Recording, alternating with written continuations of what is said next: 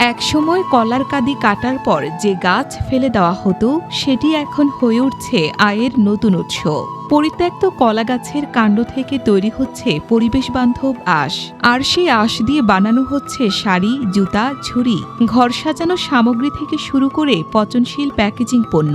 কলা গাছ, এটা কখনো কেউ চিন্তা ভাবনা করছে যে এই পরিত্যক্ত কলা গাছটা বাংলাদেশে বা ইউরোপ কান্ট্রিতে বা বাহিরে প্রচুর পরিমাণ চাহিদা আছে।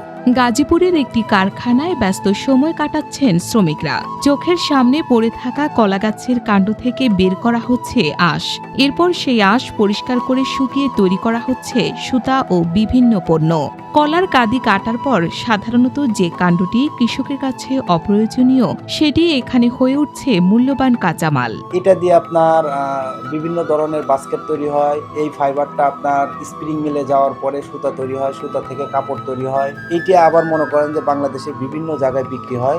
আবার এই জিনিসটা চায়নাতে ওরা ফেব্রিক্স তৈরি করে ওরা এটা বিক্রি করতেছে। উদ্যোক্তা হাফিজুল ইসলাম 2016 সালে শুরু করেন কলাগাছের আঁশ নিয়ে কাজ।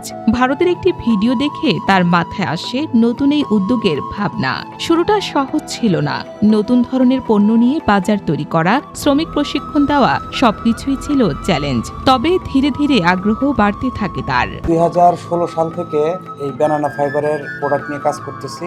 ইন্ডিয়ার একটা ভিডিও দেখে ভিডিও দেখার পরে আমি বারবার চিন্তা করতেছি যে ওরা যদি এই ফাইবারটা উৎপাদন করতে পারে, এই ফাইবার দিয়ে যদি আপনার বিভিন্ন ধরনের প্রোডাক্ট তৈরি করতে পারে, সেক্ষেত্রে আমরা বাংলাদেশের বেকার যারা আছি আমরা পারবো না কেন, বা আমি পারবো না কেন। কলাগাছের কাণ্ড থেকে তৈরি আঁশ দিয়ে এখন বানানো হচ্ছে ঝুড়ি, ঘর সাজানোর সামগ্রী, শাড়ি ও জুতা সহ নানা পণ্য। পাশাপাশি পরিবেশ বান্ধব ও পচনশীল প্যাকেজিংয়ের সম্ভাবনাও তৈরি হয়েছে।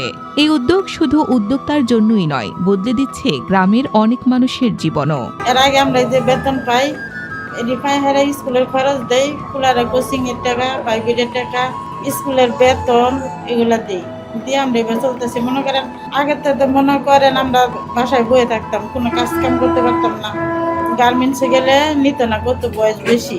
আগে ফসল কাটার পর ফেলে দেওয়া কলা গাছ এখন কৃষকের কাছ থেকে কিনে নেওয়া হচ্ছে। ফলে তৈরি হচ্ছে বাড়তি আয়ের সুযোগ। আর সেই কাঁচামাল সংগ্রহ, প্রক্রিয়াজাতকরণ ও বুননের সঙ্গে যুক্ত হচ্ছেন স্থানীয় শ্রমিকরা। এখানে কাজ চলতেছে ঈদের আগে থেকে। আমি 2 মাস ধরে আসছি। আমাদের সংসারের মধ্যে মনে করেন যারা জ্বরে পড়া, মনে করেন এরা কোনো কর্ম করতে পারে না, কোনো গার্মেন্টসে নেয় না, ওদের জন্য সুবিধা।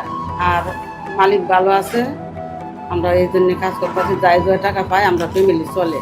শুধু কর্মসংস্থান নয়, পরিবেশ রক্ষার ক্ষেত্রেও কলাগাছের আঁশের ব্যবহার তৈরি করছে নতুন সম্ভাবনা।